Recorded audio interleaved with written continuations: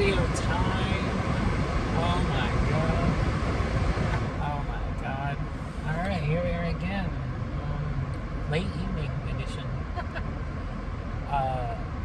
It's September the 7th, 2021, and this is my message from my friend Lilla, a friend of mine who lives around and around the world while I'm lying and lonely. I live in Oklahoma. I'm an Okie, and have been my whole life. So Lilla, if you're watching, today's message is one of my favorite bands of all time is a Japanese band called The Pillows, and they're huge in Japan, in their native country. They do have a following here, thanks to them providing music for a very famous anime series called FLCL. And that got them recognized internationally, and that's what fans here know them from. And have found them, and that's how I found them. Anyway, they're very great. They've been around. They formed on September 16th, 1989.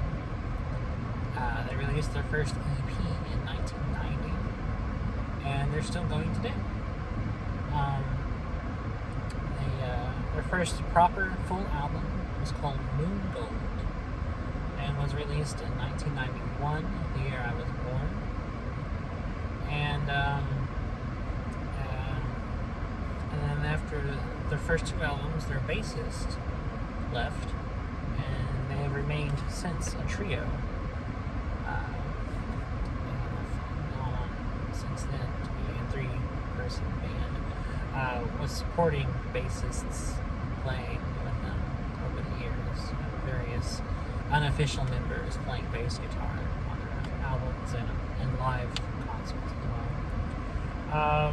So anyways, I bring them up because they're one of my favorite bands of all time. They're tied for the number one spot in my all-time favorite band list. The number one spot is, and has been for a long time, tied up between They Might Be Giants, a band that I love more than the other band, and The Pillows, a band that I love more than the other band. So it's hard to pick. I don't know if I can pick between them. They're both very meaningful to me. I love their music so much. So they're just kind of tied. But I bring them up because I've been listening to them a lot today. And there's an album they did fairly early on called Please Mr. Lost Man, that I go back to over and over. It's one of the Pillows albums I listen to more than any others, and it's a very early album. That kind of marked the beginning of their kind of more alternative rock sound they have now. This was the first album in that kind of mode, and they've since gone on to have all their music kind of sound like this. But before then, their first couple albums were more kind of a jangle rock sound. It was more like a 60s kind of pop sound, kind of very garagey. And then after their bassist left, they went through a very brief period where they released a couple of kind of soft, like jazz rock kind of albums, which are very good. They have a very kind of like, they sound completely different from everything else they've done before or after. And then the album they did after that was Please Mr. Lost Man, and that was the album where they kind of found their sound, basically. They kind of found where they wanted to go musically, what they wanted to sound like as a band. And it's very good. And even that album sounds distinctly different from everything else after it. It's a transitionary album because it doesn't sound exactly like the stuff they would do after it. But it also doesn't sound anything like what they had done before it. It kind of stands on its own musically, but points to like the more kind of harder alternative rock sound they would do it's so good. The songs on that album also kind of have almost like it's hard to explain. They're not heavy songs, but there are some lightly distorted guitar parts. But it's not soft. The songs have a very kind of mid to up tempo sound, and they're very kind of soft and very much. Most of them are ballads, and but they're upbeat. They're very great songs. A lot of them seem to be love songs. I mean, if I'm guessing from the lyrics or the title, I think it's a very good album, and I think even among Pillows fans who've kind of branched out and listened to everything they've done, I think it's even among the fan community an underrated record. But well worth listening to. So yeah, if you get the chance, check out Please Mr. Lost Man. It has some fantastic songs on it, like Moon Is Mine, which is a very upbeat, happy sounding song. Strange Chameleon, which is my favorite track from the entire album. It's a very emotional, sad sounding song. I once asked a friend of mine who is Japanese what that song is about, and he said that it's kind of describing like their singer Soao Yamanaka's kind of like emotional mental state at the time. And I've read translations of the lyrics, and it seems very, very sad. It seems to be like he's kind of talking just from, what I read in translation. It seems to be like he's talking about how he's kind of sad, feels like he wants to kind of just connect with somebody, and how he wishes he could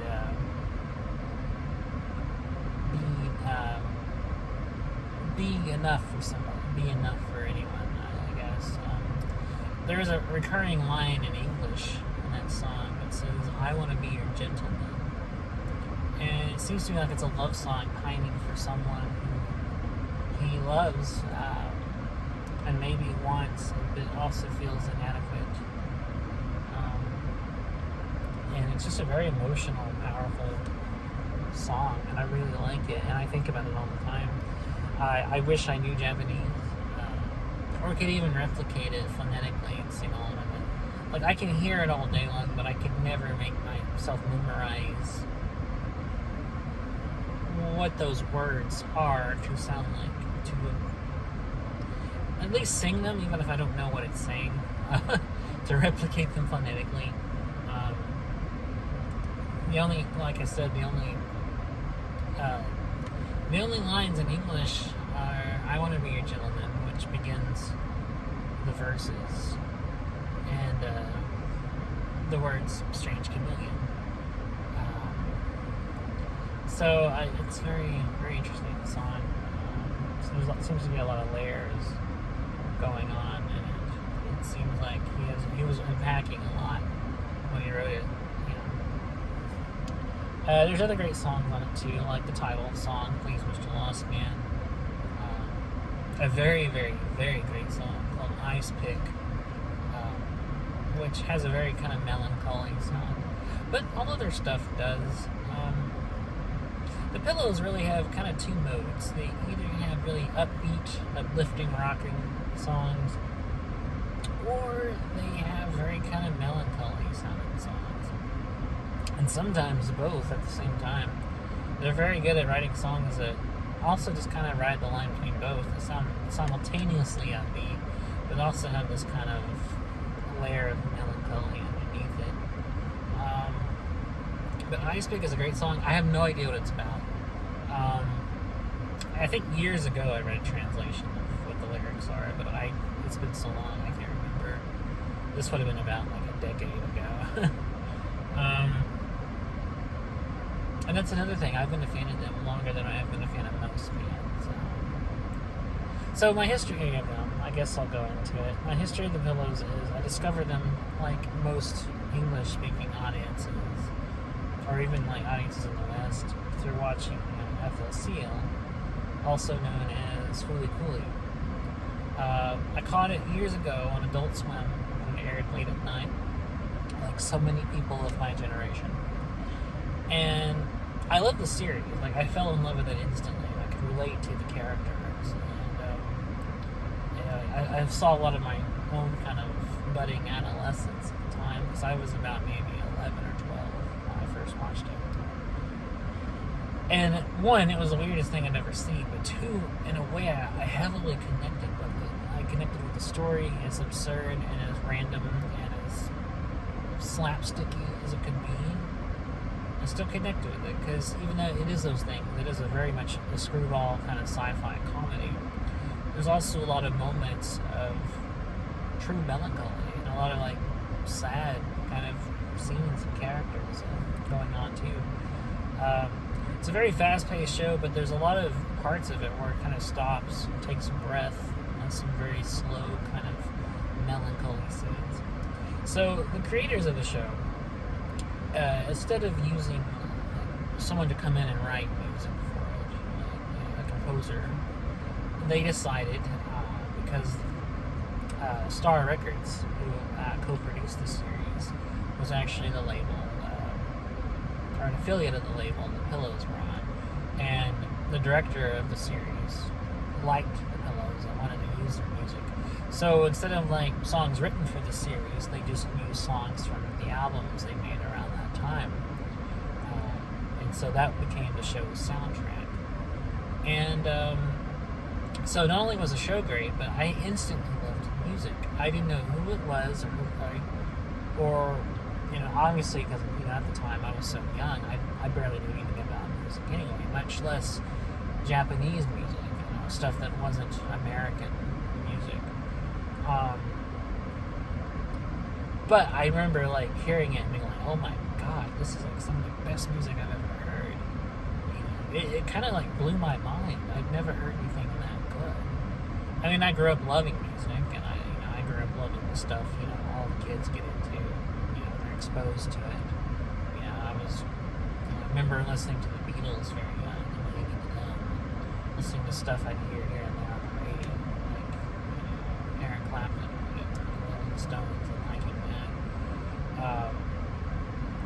I kind of grabbed whatever I could, because I was, at that point, I had kind of formed my own ideas and my own opinions on music. I just heard things, and either I liked it or I didn't. I didn't really start exploring them until a little later in high school, when I started actively searching for music and actively exploring artists and actively getting way into it, knowing who does what, listening to classic albums and such. So I remember thinking, like, this music's amazing. Like, and at the time I wasn't really into alternative rock. What I'd heard, I'd never really cared for it, but this was alternative rock I was loving. I was like, this is awesome. Like, it's like, I was thinking to myself, this is alternative, but it's awesome. Like, I usually don't like alternative rock, but I like this a lot. It's so good. And each song, like, the creators of it are brilliant, because each song they would pick would be perfect for that scene. And I don't know, I've heard conflicting things about this, but I did hear once that someone said that the creators would write and animate certain songs around certain scenes around certain songs. I don't know if that's true or not, but even if it's vice versa, the choice of song is perfect for each scene. So sitting here really digging this series and being into it, thinking this is really cool, and this sci-fi comedy about lonely people going through growing up. And here it is, soundtracked by this phenomenal rock music. And I first heard of them because when the episode I was watching ended, I was watching the credits, and most of the credits are Japanese,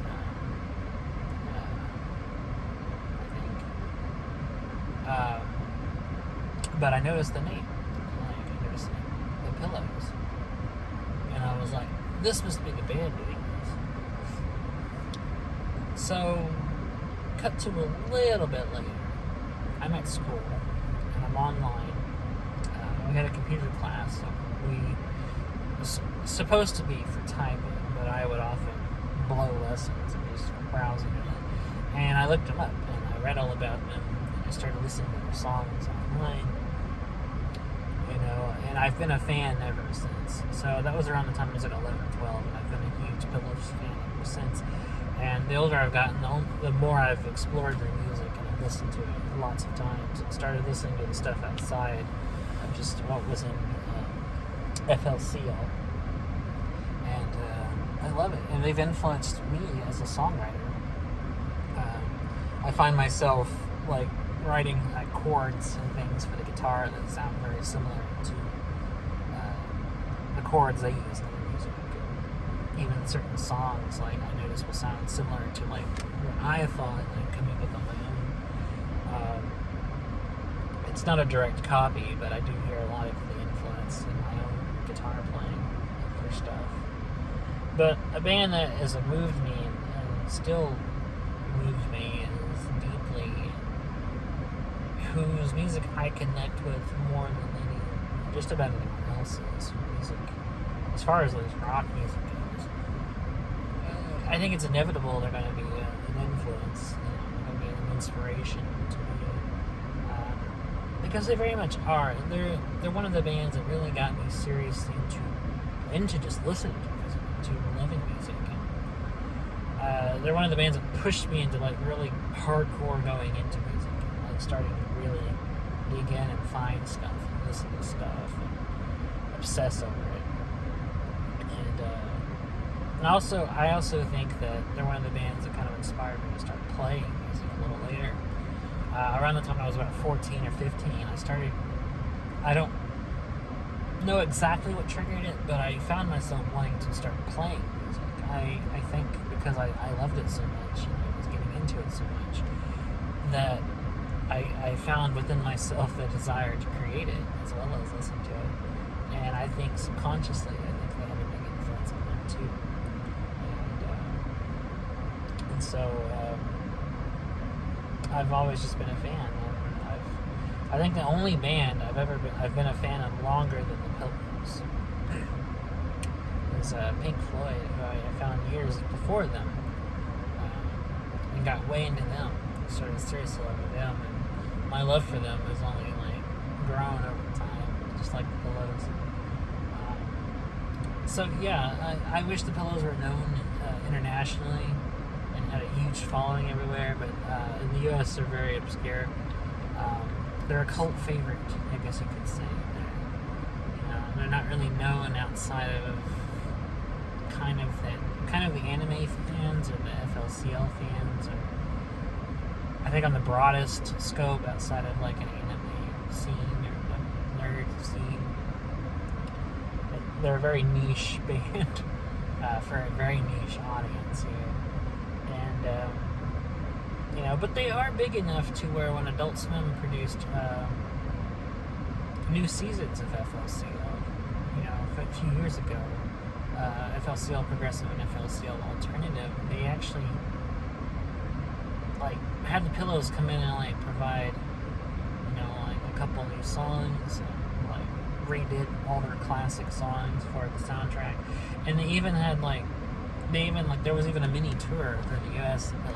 They had, like, 6 shows to support the release of the new seasons, which I desperately wanted to go to, but I had no way of going to, because these shows were only, like, in New York, LA, Boston, places that I don't have the money to go to. I wish I did, but I certainly can't afford it. So that's pretty cool that they have a big enough influence here to where Adult Swim, like, funded a small tour for them. I think that's really cool. I listened to one of the shows from the tour.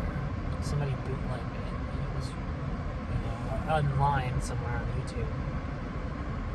And I don't know who uploaded it, but I'm glad somebody was there to record the show, because it was awesome listening to it, even if I couldn't have been there in US, and it's cool listening to them play here in the States, because they've only rarely played the States in their whole history. They always just play Japan or sometimes Australia, but they've never, I think, like maybe once or twice in their whole 30 years of playing. I've only played the US like twice. I heard that years ago they played a show in San Francisco in the 90s, and then when they did this like short 6-city tour here in the US, that was the most they've played here. So I wish I could see that. My chances of seeing my pillows are very slim here in the US. They might someday play here again, but I don't know. I doubt it. That was kind of a special circumstance. I think my chances of seeing them are higher if I go to Japan, which I don't know if that'll ever happen, but I would sure love for it to. I've always wanted to go there. I would definitely live there if I could.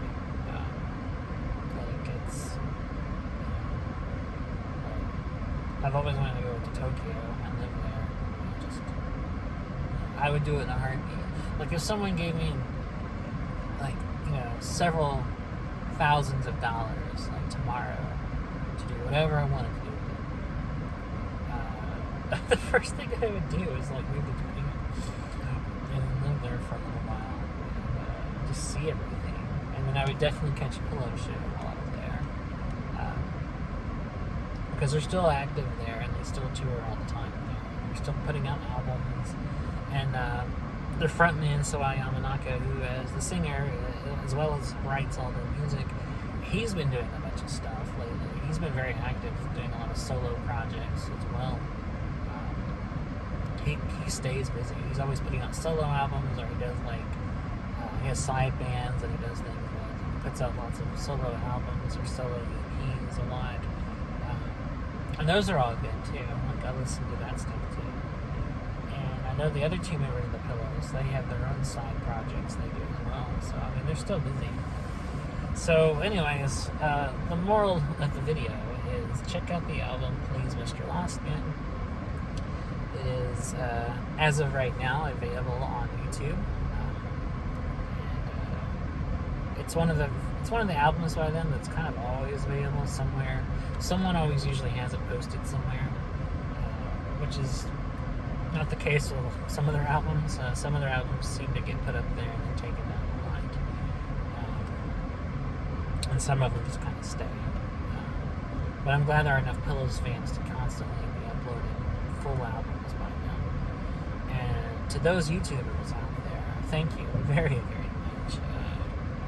Y'all are lifesavers for real, because I love the Pillows, but they're very limited to find elsewhere. And even like on iTunes or Spotify, only certain albums, like a few albums by them are available.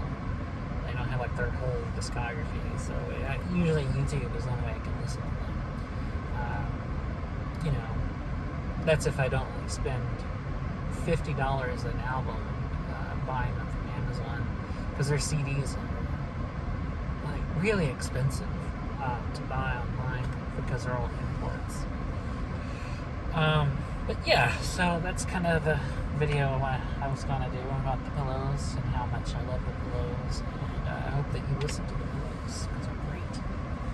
And I guess now's the time to do it, but shout out to the YouTuber Adamusk, the Pirate King. Adamusk is a guy or a gal, I don't know, or them, or they, is a YouTuber. Adamusk is a YouTuber years ago who used to post pillow songs on their channel, and every upload would be a pillow song, and the image would always be Mimi from FLCL, who was one of the characters. And I listened to nothing but their channel. Like, I went to nothing but their channel for a long time. I was going through a really, really, really major depressive period, and this was around like my early 20s. So this was some time ago. And Adam and Skull always had the best shit. Like they had a bunch of like Pillows tracks uploaded to the channel, and all the artwork was cool too. Because I love the Mimi; she's a great character. So he or she or they, or whoever Adam is in real life, I don't know their gender.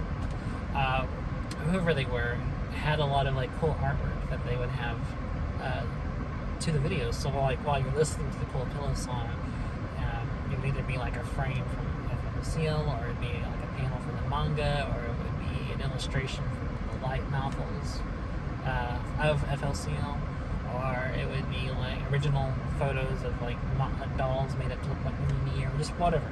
So, and sorry, I you know, no offense, man, I just don't know their gender, so I'm just gonna say that. But in the unlikely chance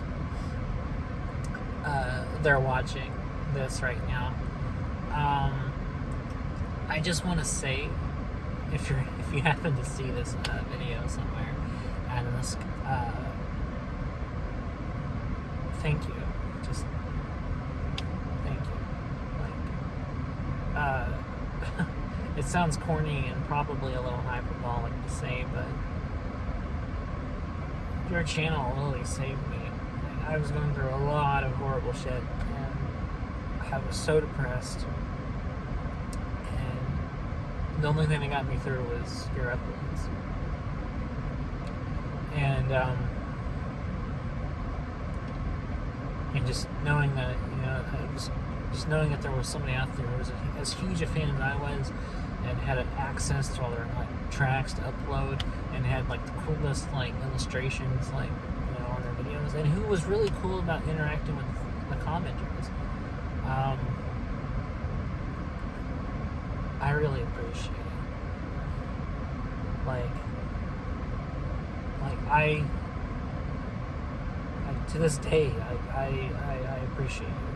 Like I haven't forgotten you. I think about you a lot. Not in a creepy way, just like I think about like whatever happened to them, because their channel got taken down through copyright bullshit, and